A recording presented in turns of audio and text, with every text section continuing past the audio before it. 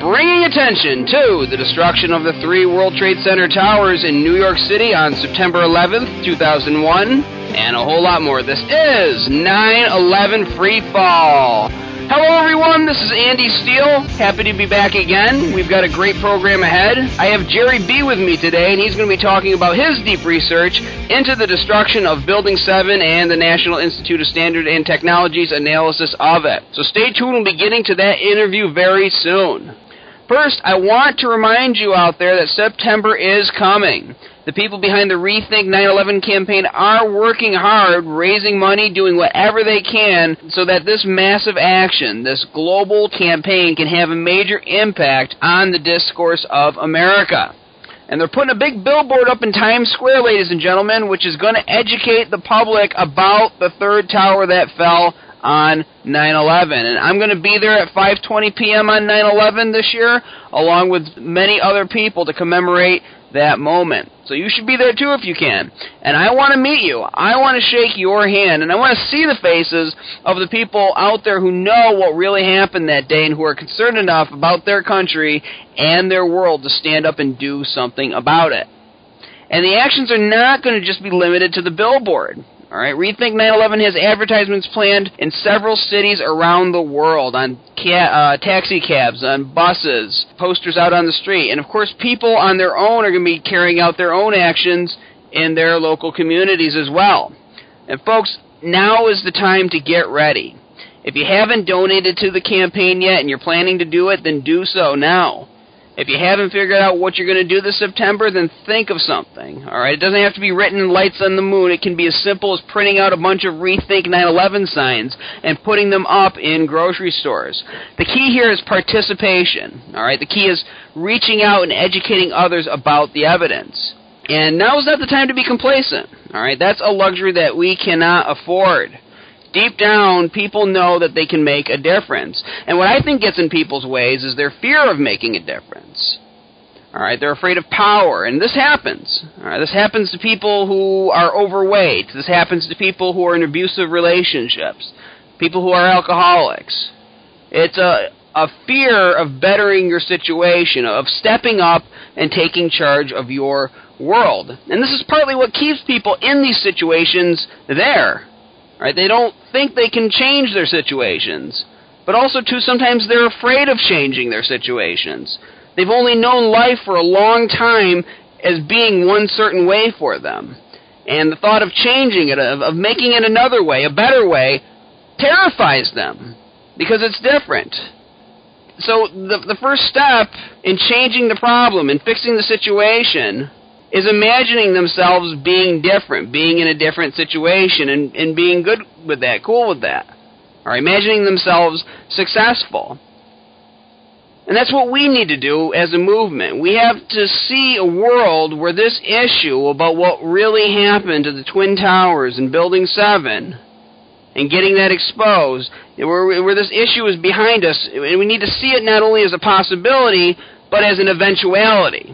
That this will be laid bare for everybody to see, and it will become acknowledged, and Americans will deal with it and move on and make a better world out of it. So we have to see ourselves not living in the post-9/11 world, but in the post-9/11 lie world. And there is so much potential in this country and so many good things that could come if we got ourselves on the right track again. But we can't do that until we reach into the sewage that's piled up over the past 11-plus years and fix the break in the pipe that's spewing it. And your government is not going to do it for you, okay? Your media is not going to do it for you, not unless you force them to. And it is possible to force them. We've proven that in many small victories along the way, but we need to prove it on a bigger scale, too, and we can't do it alone. Okay, so go to rethink911.org. Go to ae911truth.org. Let them know how you're going to help out. And imagine ourselves as having victory, as being successful, as putting this issue behind us, and America being healed as a result. It is possible. We have to imagine that. Okay, some quick 9/11 related news before we get to our guest today. I'm going to play a short clip from WFSB in Connecticut. Apparently, they still are having 9/11 truth-related graffiti appearing on the overpasses and other places there. And again, once more, they interviewed AE 9/11 Truth volunteer Wayne Costi on the issue of 9/11 Truth and Building 7, who spoke there for architects and engineers for 9/11 Truth. So I'm going to go ahead and play that clip right now. On your side tonight with some daring vandals painting graffiti on highways in our state, and their crimes, as you can see here, have a lot of people talking, and the state is not too happy about how these people are trying to get their message across. Driving anywhere around Metro Hartford, you've certainly seen those 9/11 Truth spray-painted signs. Channel 3's Hannah Daniels explains what it all means and the lengths that one state agency is going to cut down on it. Driving around central Connecticut, it's hard to miss some of the graffiti popping up on bridges, overpasses, and road signs. 9/11 Truth, WTC, Building 7, all phrases scrawled across overpasses on some major highways. The State Department of Transportation is fed up with the graffiti, but doesn't have enough resources to keep up with it. It's finite resources. There are a lot of needs out there, and there are limited funds. And it's the taxpayers picking up the tab. I would estimate that annually we spend probably $500,000 to $1 million dealing with graffiti. But what does 9/11 Truth even mean, and who is climbing up onto these bridges to do it? Wayne Costi is a member of a group called the Architects and Engineers for 9/11 Truth. He's not sure who the vandals are, but he does know about the message they're trying to spread. The official story about what happened doesn't seem to add up. Costi is a structural engineer who got involved with the group about 3 years ago to try to answer his own lingering questions about the science behind the building collapses on 9/11. As for what the Building 7 graffiti refers to, And most people don't even know that a third major skyscraper was destroyed on September 11th. Building 7 wasn't hit by a plane, but collapsed after a fire. Folks like Costi contend the science behind that explanation doesn't add up and believe it was an explosion that brought it down. When he says he doesn't condone the graffiti, but could see why it keeps popping up. There's somebody who's frustrated that the story isn't getting out. The controversial graffiti can be spotted in places that are pretty tough to reach by the average person. The folks that are doing this are using some kind of specialized equipment, rappelling harnesses, etc. Risky moves by vandals put more than just their own safety at risk. They're putting the public at risk if they fall or something falls. You have cars below, people below. And then you're putting our staff at risk because we have to go out there and deal with it. DOT crews work on cleaning up the graffiti only when pressing issues are resolved. One thing is certain, the graffiti has people talking and wondering. If there's some sort of truth that needs to be revealed that we haven't seen yet, I would be open to that. I don't have a problem with it. And others are just tired of the mess. Whoever created this type of environment should really look at the damages. We may not know who's doing it, but DOT says the sooner they get it painted, then it just pops up again.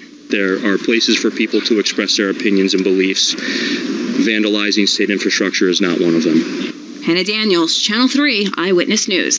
So there you are, folks. Now notice in the clip how they talk about Building 7. They say this when they're trying to represent Wayne's position. They say, Building 7 wasn't hit by a plane but collapsed after a fire. Folks like Costi contend that the science behind that explanation doesn't add up and believe that it was an explosion that brought it down. And notice how they won't say more accurately a controlled demolition. All right, because when they say explosion, it sounds like they're saying, oh, there was a fire and it caused something inside the building to explode, and that's what Wayne Costi is saying happened. Nothing really strange here, just a debate about some technicalities. But obviously, leading people to believe that doesn't have the same implications that saying controlled demolition would. And because controlled demolition means that somebody planned it months in ahead. Somebody used carefully placed explosives and planned for months ahead of time to bring it down. Obviously, then you know the event is going to happen. So that you got to pay attention to these subtle ways that the media keeps the information guarded. All right, the way they present the information. However, to their credit, they did roll the footage of Building 7 coming down. So that's a good thing. People can see that from their living rooms and decide for themselves whether fire caused that to happen. If steel-framed high-rises fall that way because of fire. Steel-framed high-rises don't do that, never before 9/11, never after 9/11, folks. In other news, we have this clip Joe Papalardo of Popular Mechanics was on Washington Journal on July the 24th, and I guess he had just written an article about future wars and all of the freaky technology that's going to be used in them. I'm going to quickly play for you the first 3 calls that Mr. Papalardo got when he was a guest on that show. There's MV-22s flying around conducting air assaults in the Mojave, and it was quite a sight to see. All right, as part of our Spotlight Magazine series, we're talking with Joe Papalardo about his cover story for Popular Mechanics, The Future of War, the New Tech and Tactics. Let me go to John first in Loveland, Colorado, Democratic caller. Go ahead, John. Hi, Joe. In Popular Mechanics 2011 second edition of its book, Attacking 911 Skeptics, why does it claim that not one 911 skeptic has a background in engineering, construction, or related fields when Architects and Engineers for 911 Truth, which now has nearly 2,000 architects and engineers, was in existence since 2006? Well, I was hoping to get a September 11th call, because then I could say, I didn't work on any of that stuff. So you'll have to talk to other people on the staff about that. So yeah, and Joe, that's all right. Joe, that's okay. I should just note for our viewers that there is a organized effort out there by viewers like him who are part of a group who have decided to call into C-SPAN to talk about what they believe happened on 9/11, and people can Google it and find out the information if they're interested. Let me move on to Greg in Hemet, California, Republican caller. Hi, Greg. Hi, good morning, all. Morning. Well, I'll get this out of the way for you quickly. People don't Google enough to know what's going on, but the government admitted that Building 7 was in free fall for over 100 feet when it was destroyed on 9/11. Hey, Greg, we already talked about that, so I'm going to move on because we're talking about the future of tech and tactics in the future of war here with Joe Papalardo of Popular Mechanics. Andy, Utica, New York, Democratic caller. Hi, thank you. And my question is about the future of war, and it's really for our guest today and for C-SPAN. Since Architects and Engineers for 9/11 Truth has publicly called Popular Mechanics out for Okay, Andy, I'm going to move on. Stephen, Morganfield, Kentucky, Democratic call. So there you hear it, folks. Joe quickly establishes that he didn't have anything to do with the Popular Mechanics 9/11 book. He doesn't want to go there. The host makes a point again of saying there's a concerted effort to get this on the show, blah, blah, blah, and tells people to go to Google to find out more about what those people who are calling in believe in. And they always make a point of saying that there's a concerted effort to get this on the show, almost like religiously whenever they get one of these calls, as if they need to slap a sticker on the calls saying, we don't want these calls, but we can't stop them, so we just want you to know there's a concerted effort. If we could do something about it, we would, but we can't. So we're just have to grin and bear it and tell you this every time that we get one. Now, in case anyone is wondering what my question was, since I was the last caller and I was cut off, I was going to ask if Mr. Papalardo would go back to his bosses and see if they would have their 9/11 researchers debate the experts at AE 9/11 Truth live on C-SPAN, and if C-SPAN, my question to the C-SPAN was, would they host it if their Popular Mechanics was willing to? Again, I couldn't get that question out. Maybe I'll have to call in some other time and get that in. Okay, before I introduce this week's guest, we're going to take 10 seconds of silence to remember the victims of 9/11 and their families and all the people who have died in the wars that followed 9/11. We're going to take those 10 seconds right now.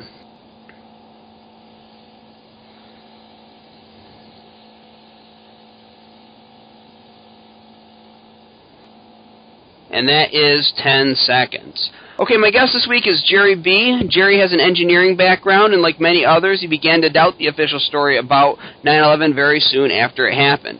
He and a team of other people have made a series of videos that are on the net that take apart NIST's analysis of Building 7. So we're going to be talking about those today. Gerry, welcome to 9/11 Freefall. Hi, Andy. Thanks for having me. Pleasure to be here. Well, then thank you. Now, before we get to your work, please tell our audience a little more about yourself, including how you woke up to the 9/11 controlled demolition evidence and what made you start doing something to expose it.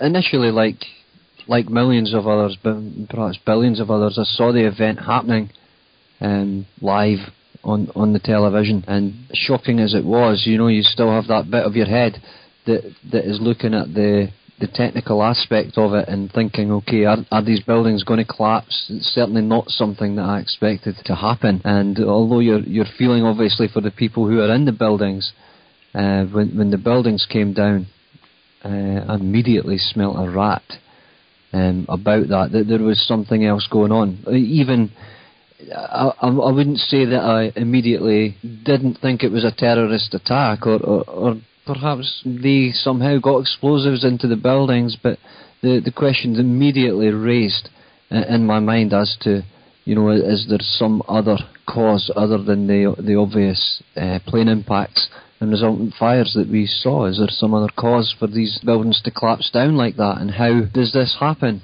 And immediately, even that day, I began to look for information as regards the structures, the way that they were constructed, and began to look into it that way.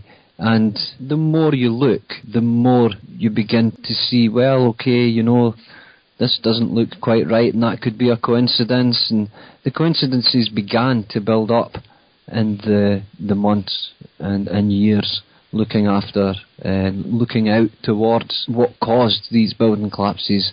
And a few coincidences you can accept, but when it becomes so obvious that every coincidence and how many excuses you need to make for the official explanation as to the collapse of these buildings, it begins to become obvious that there is certainly more to this than meets the eye. And also obvious that there is a concerted campaign there not to get the truth out and not to be open about what evidence is there, and not to be open about the whole issue. And it has come from something that we were told that we should never forget to something which is almost taboo. And I think that that's something that that myself, along with some friends, have tried to, in some small way, tried to right that wrong, because the media certainly is not doing their job in getting good information about what happened that day out there. And I think we have to become the media, that we have no choice other than to become the media ourselves to get this information out to people. And then I think the biggest turning point was Building 7. To look at Building 7 coming down and to imagine that is anything other than a controlled demolition is difficult. This really is the Achilles heel of the official story. Building 7, that was the real clincher in my point, in my head. The real clincher to the deal clincher here was Building 7. It's like, okay, and if that is a controlled demolition, then by default the towers are immediately 100% more suspect than they otherwise could have been, yeah? Now, folks, if you're listening to Gerry here, you might pick up on the accent. He is from Scotland, and so I think that's very unique. I love to talk to people from other countries who are hard at work exposing this topic. And you mentioned something about the media and how there seems to be a concerted effort to keep this issue contained. That's part of what woke me up, too, is the just bizarre reaction of the media to people who seemed very reasonable, were asking very reasonable questions, how they would jump down their throats when they tried to ask those questions. So I want to ask you, over in Scotland and your media, do you see the same phenomenon happening there that we have here, where people who ask these questions are essentially bottled up and shut up? Yes, it's obviously an issue that is very close to America and Americans. But when you think about it, and particularly when I think about it, I think there were 6 Scottish people who died in the towers. There were more than that from the United Kingdom as a total. But the 6 people who died from Scotland, even if I just take them into account and think to myself, okay, these are 6 of my countrymen who died, who were murdered by somebody in New York.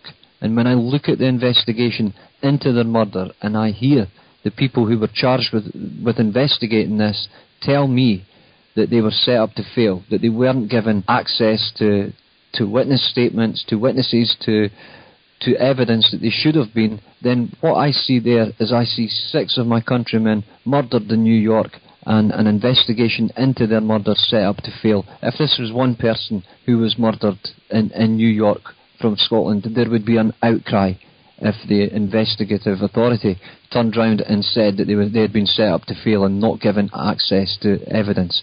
Apparently, because it's such a huge event, people tend to accept that a different set of rules apply, that this is an exceptional event. And exceptional as it is still murder. And I think that we've seen a different standard of investigation.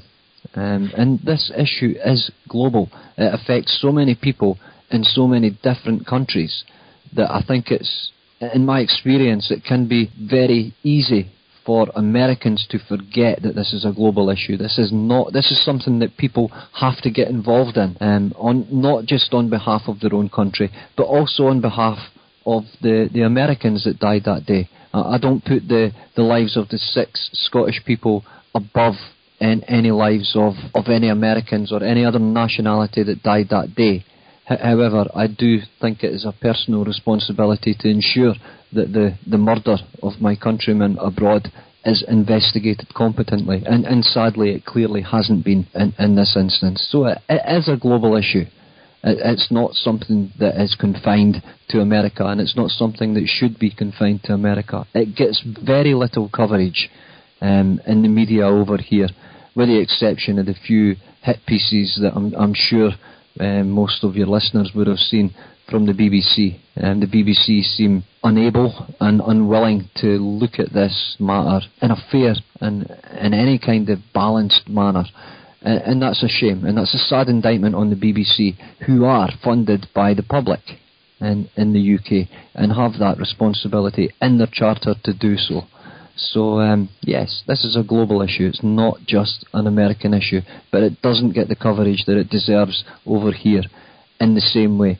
We don't get the kind of biased coverage in our media where people are basically saying, be quiet about it, be quiet about it. Because, you don't have the Bill O'Reilly syndrome over here, where people are getting belittled for questioning the event.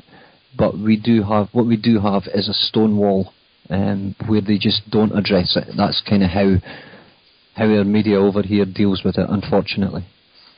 It's interesting what you say, because this is something that people lose focus on, too, is that it wasn't just Americans who died in those towers. This is a worldwide issue, and other countries have a stake in investigating this murder and finding out the truth about what really happened that day.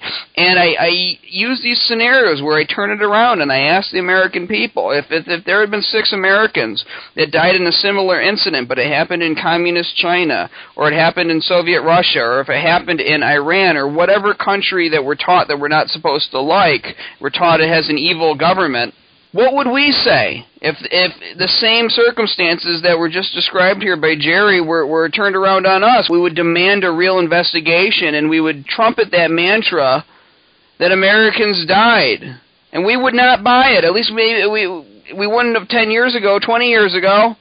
Yes. But now, because it's Americans, that we've put on our blinders. Go ahead, Gerry. Yes, there would be an absolute uproar if the tables were turned, as it were, and this was Americans that were murdered in London or in Scotland, in Edinburgh, Glasgow, and the investigation into the murder was set up to fail, to use the big quote there.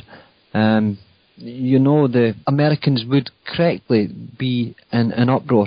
And I think that the Americans, to some extent, tend to politicize the issue.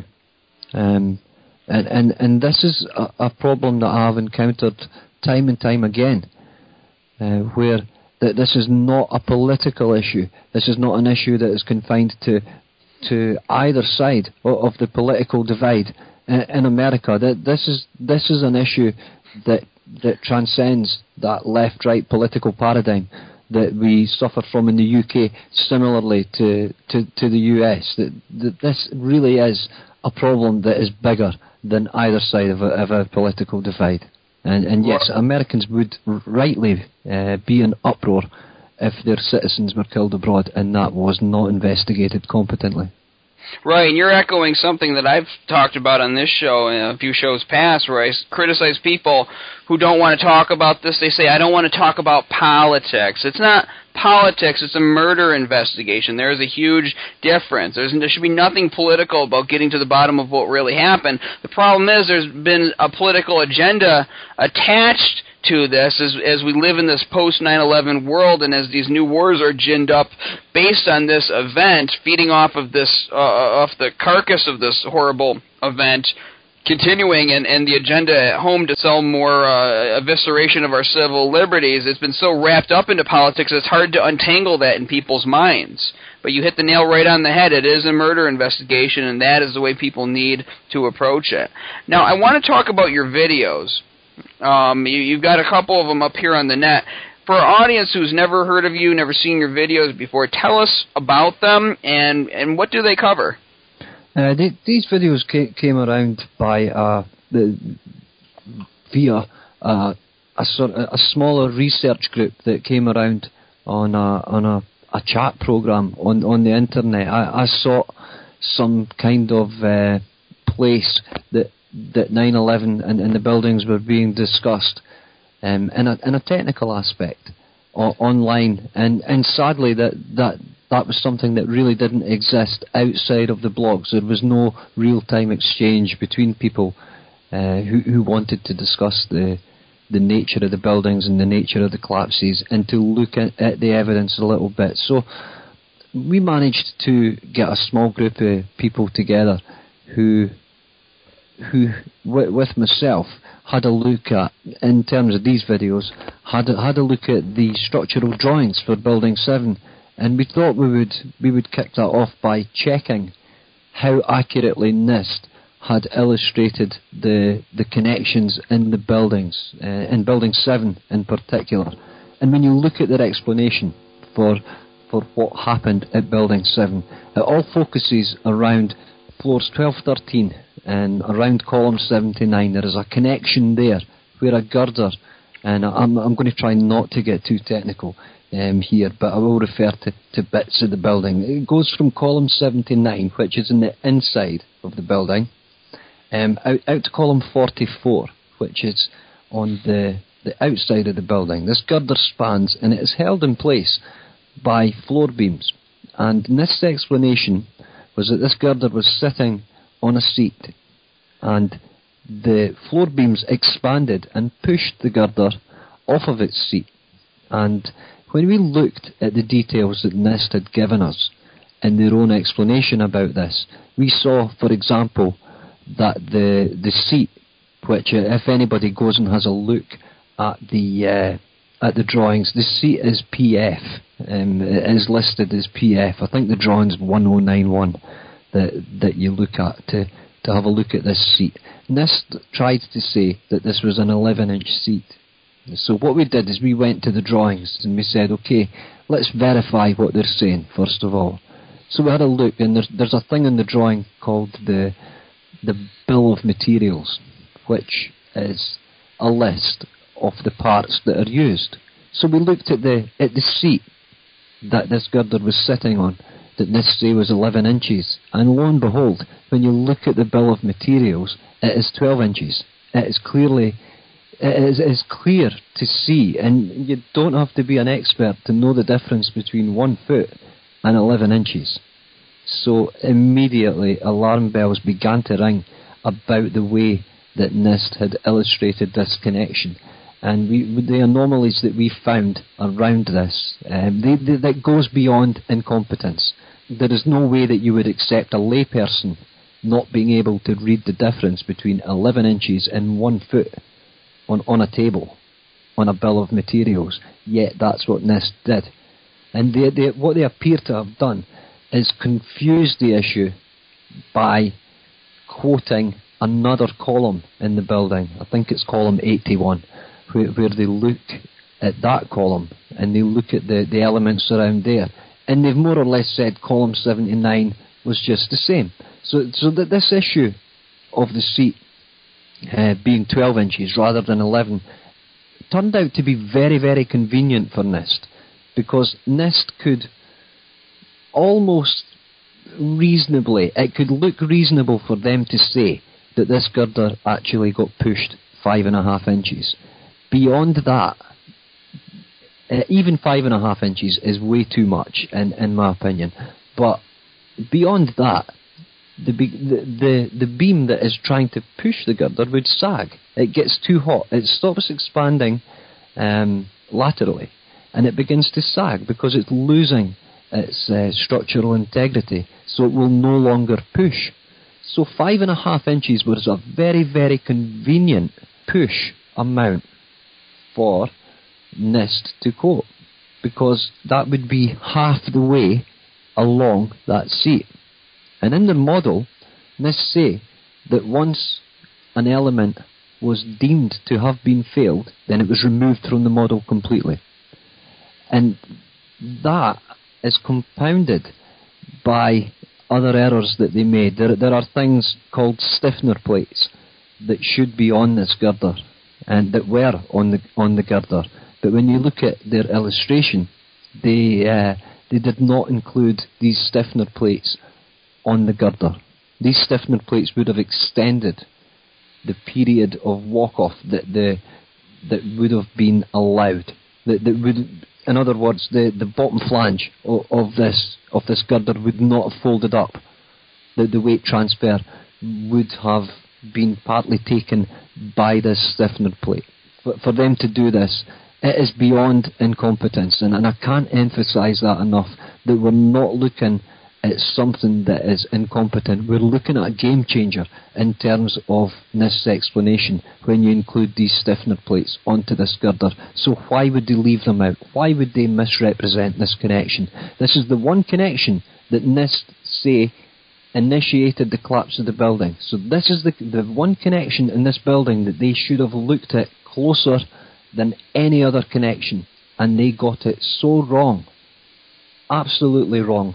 And that is beyond incompetence. You deserve better. As an American population, these are the people who should be credible. These are the people that you should be able to look to for good information. You should be able to trust them. And to find out that they had so misrepresented this one connection that they say is crucial in the initiation of collapse of Building 7 was quite... I can remember being very, very angry and frustrated when we found that. It wasn't me that noticed the stiffener plates. It was one of the other guys who's involved, and I could hear the anger in his voice as well when he realised this. It's angry, frustrating. It is so disappointing. Well, so what you're saying is that this is fraud. I mean, there's no way they can make such a big mistake unknowingly when in an investigation this important and a part of the investigation that's so important, focusing on this one part of the building. So this is just outright fraud. Would you say that? Yes, I would say that we're all human and we all make mistakes. In an investigation of such an important event, you don't just have one person being responsible for looking at this. If somebody has a statement to make, and if somebody puts an illustration out in NIST, that it is beyond reasonable to think that one person would only ever look at that information, that information wouldn't be checked over by others. And it is you could even, taking that into account, you could forgive one mistake. You could forgive an error and you could put it down to human error. But when you look into this and you begin to see mistake after mistake after mistake after mistake, and you look at all of these errors, and then you come to the conclusion, the inescapable conclusion, that all of these errors favour NIST's conclusion that they come to about these buildings, about the initiation of collapse in Building 7. When you realise that every one of these errors is in favour of their explanation, then it doesn't take long to draw your own conclusion from that. Right, and we don't just throw the F word around freely, and when I say the F word, folks, I mean fraud here. But regardless of how you out there in the audience feel about using the F word here. Certainly it warrants a new investigation. Certainly it warrants people not being shouted down when they call into television programs and ask about it. Certainly it warrants the attention of our politicians to get an accurate portrayal of what really happened to this building on that day that we base so much of our national policy on. Now, I want to talk about your videos because you got 4 of them here that I was looking at before the program, and obviously there's a lot of stuff covered in them, but we're just going to go one by one through them. If you just give a kind of a brief synopsis of what each video is about for our audience. We have, the first one is sheer ignorance. What is sheer ignorance about? Sheer ignorance came about because of the issue of shear studs. Shear studs are attached to steel elements in a high-rise steel building, and they're attached, for example, on the floor beams and the girders. To make the whole, once they pour onto, you've got a floor pan, and then you've got the steel elements, and the floor pan's sitting there. Now, when the concrete's poured, these studs are like hooks. They're not actually hook-shaped, but they do the same job as a hook. They will make that whole structure composite and strong. And that's what a shear stud does. And what we noticed was an anomaly that we noticed. I think Kevin Ryan also picked NIST up on this. And what they said at one point was that the floor systems in World Trade Center 7 were made composite by the extensive use of shear studs throughout the beams and the girders in the building. And then in a later report, they deny that certain beams and certain girders on the building indeed had shear studs. So when we looked at this issue, we found it hard to believe that this area of the building wouldn't have shear studs. And some of the drawings show shear studs on these elements, and some of them don't. The drawings that NIST chose to let us see and chose to use in their report suit their conclusions in terms of, are there shear studs? And we've spoken to people who are experts in this field, in the specific field of shear studs in high-rise steel buildings, floors, people who are flooring contractors, and ask them, would there be shear studs on there? I've asked structural engineers, I've asked all kinds of engineers, why wouldn't you have shear studs on these elements? And they've all told me that you would. There would be no reasonable explanation for not including these shear studs. So that's really what the first video covered, was the fact that NIST were being dishonest about the shear studs. And I want to ask you, because you're referencing the drawings, and it's very interesting. You say some drawings have them and some don't. What are the drawings, and how did you get them?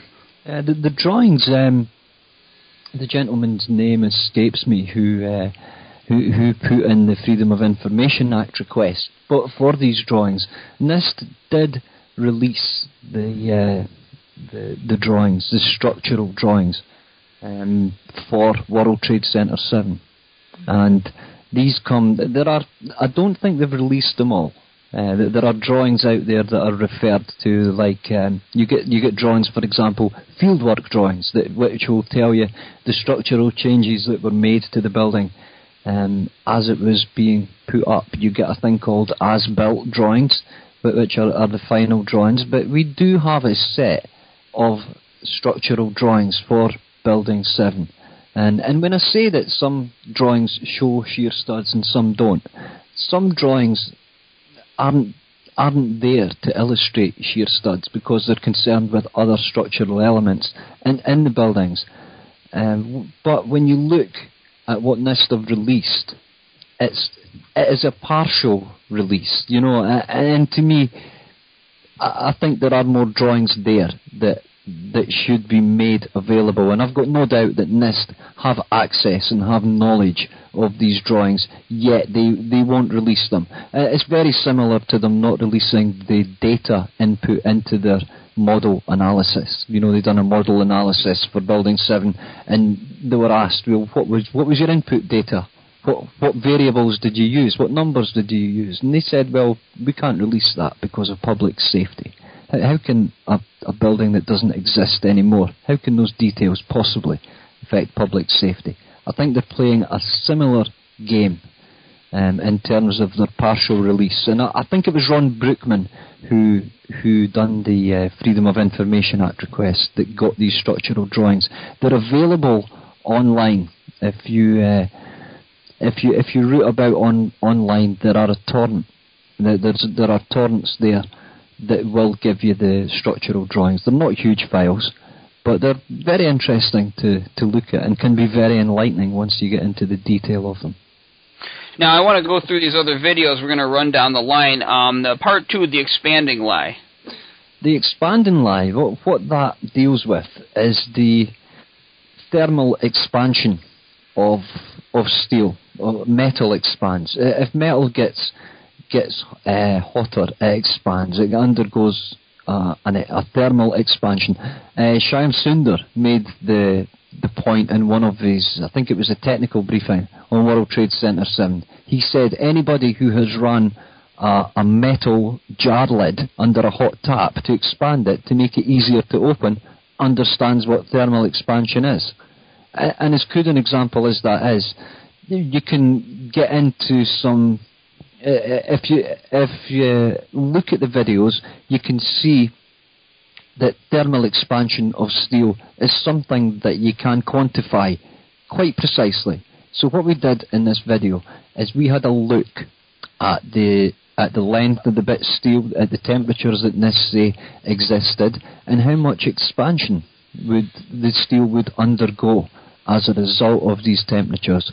And what we found was that even when we weighted the variables in favour of NIST's story, in this video, what we've done is, where there was any doubt whatsoever about any number, any figure, what we would do is we would max out that figure to favour NIST's conclusions. In other words, we gave them a head start, if you like.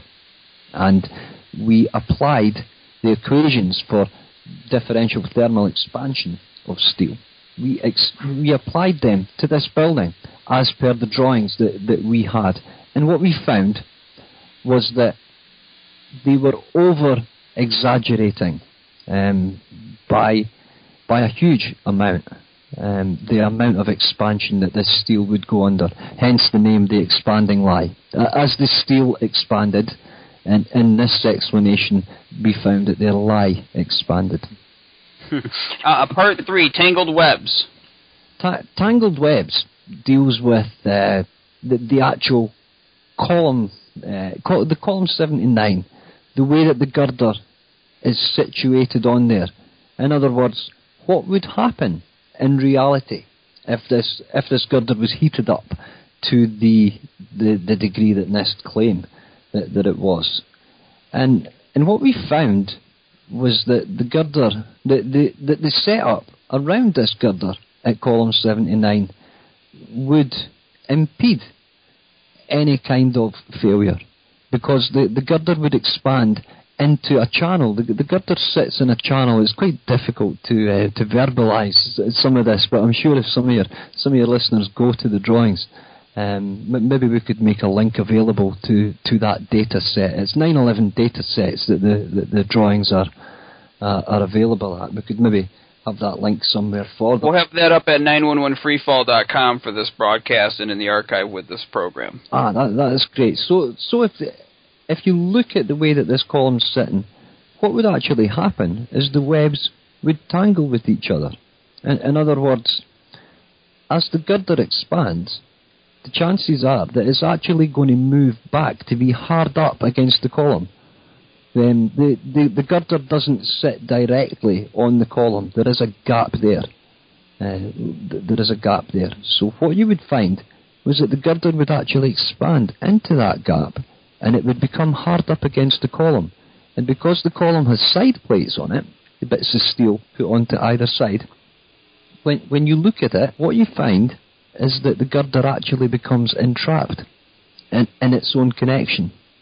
So we decided that this was an important enough point to warrant that. And there's a lot more points made in the videos, but that is a general sort of synopsis of exactly what happened.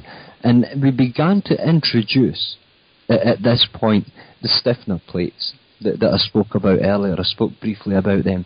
What these plates do is they do exactly what you would think they do. They stiffen the column, the girder, as it sits in the column. And these become crucial when you look at the makeup of this, because the stiffeners are going to allow the beam to transfer weight more efficiently. They're going to stop the bottom flange of this girder folding up, because they're going to work against that gravitational load. They're going to help spread that load. So the column, the girder rather, isn't just going to fold up at that web. And that's an important point. As I say, there's a lot more points and a lot more details in the video, but that probably is a fair kind of summary of the whole thing.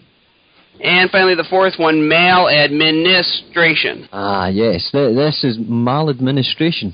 And we chose that title for a couple of reasons. We conveniently had the word NIST contained within the word maladministration. But what maladministration is when an agency or a business administers in such a way that is not just errors, that it's not just mistakes, that there is something wrong, there is something inherently wrong with the systems that they employ. There has to be something very wrong. And I think, I don't know if you have it in America, but we actually have laws over here which for which companies can be fined, specifically for maladministrations. And what it means, maladministration, is basically just that. You cannot administer competently over what you're trying to do.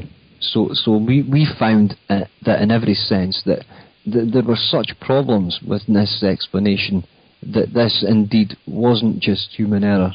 And I think the title makes that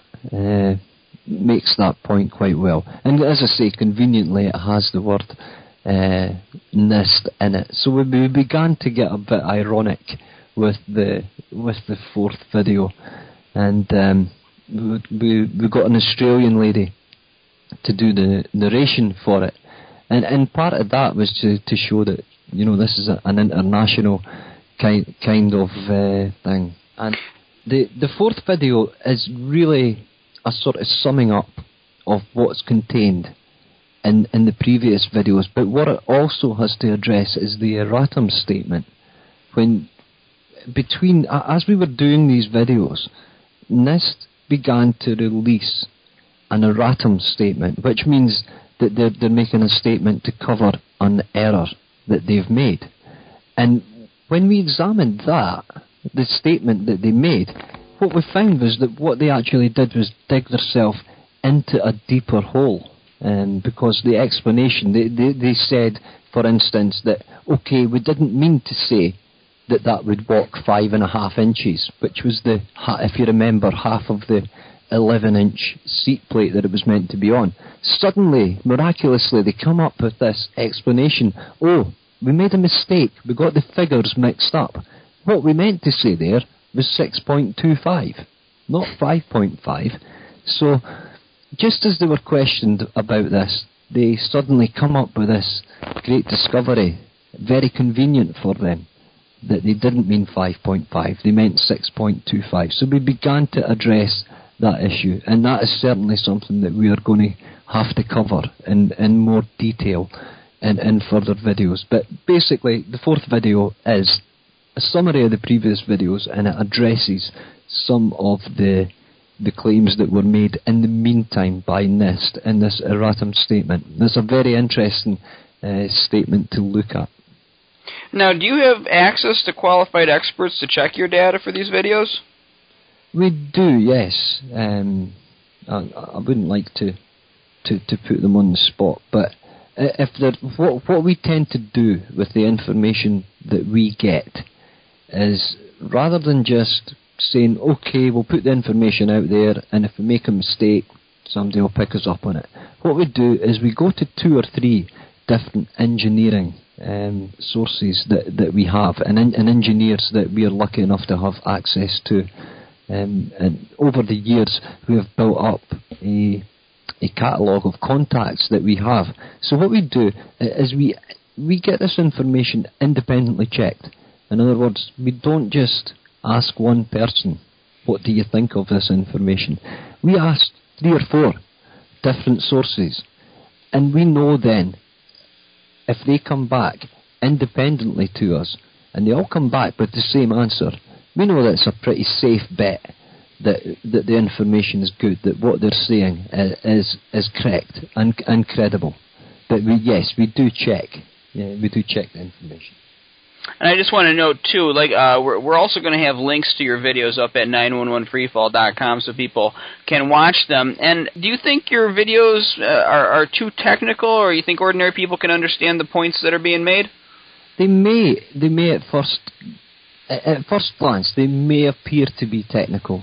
But what I would like to get over to people here, the point that I would like to make, is that you don't have to be an engineer. You don't have to be a technical genius to look at this issue and discover what it's all about and what NIST are all about when it comes to Building 7 or other areas of 9/11.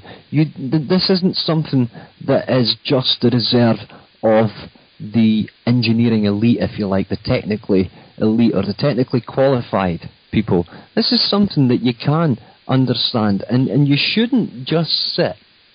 You should not just sit and say, I wish architects and engineers would do this, or I wish firefighters for 9/11 Truth would do this, or why isn't somebody doing this? I think the challenge that has to go out to people is to say, well, look, it's not time. The time's over for sitting and waiting for somebody else to do something about this. You have to get involved, and you have to try and do something yourself. And if you make a mistake in doing that, there's plenty of people out there that are ready to pick you up on it, and you will learn. You will learn from those mistakes, but do not be put off by something that may appear technical. I'm quite sure that some people maybe would find our videos intellectually challenging, perhaps. But I think the general public can understand what we are saying. And we tested the videos out on a few people who weren't technical, and they got it. You know, they got the points that we were trying to make, because what we've done here is we're trying to bridge that gap between experts that look into these things, and engineers and the layperson. We're trying to bridge that gap, and by the way, we need help in doing that. We need, the more people who can do this, the better. And if anybody wants to know how we go about doing this, because the guys who put this video together have never sat in the same room together.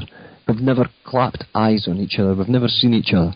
Yet we can collaborate, we can put videos together, we can do the narrations, we can get organised.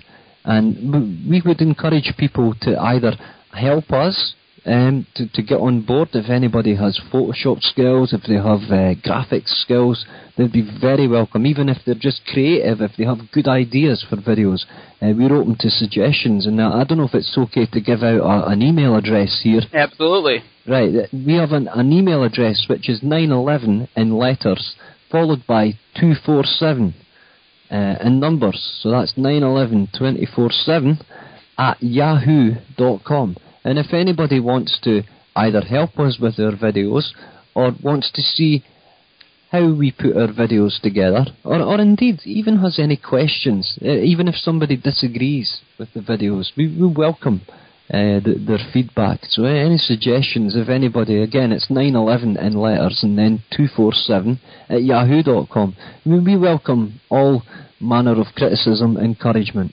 and there's no spaces there, as I think people know.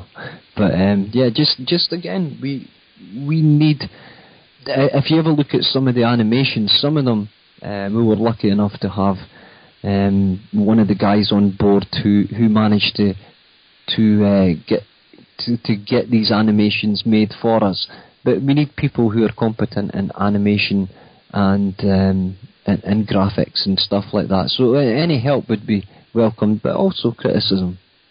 Right, and in regard, my own little comment on whether something is too technical, something my cousin always says about any profession is they make these things so humans can understand them. They're made by humans so that humans can do them. So that means that there's nothing out there that is so beyond your scope of comprehension that you could never get it if you look at it. And again, you don't have to have an engineering degree. You just have to get a general idea of what is being said and apply some common sense to it. Certainly, you don't need an engineering degree to look at Building 7 falling down and know that fire couldn't have done that. You just got to have your full capacities and be intellectually honest with yourself.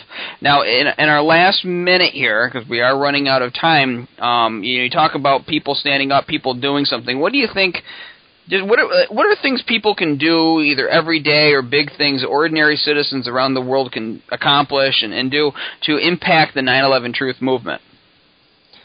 I think you have to do what you can, and nobody, no one person can maybe take on this issue and win, but together, and I think with a variation in efforts and types of efforts. People need to innovate in the way that we communicate with people.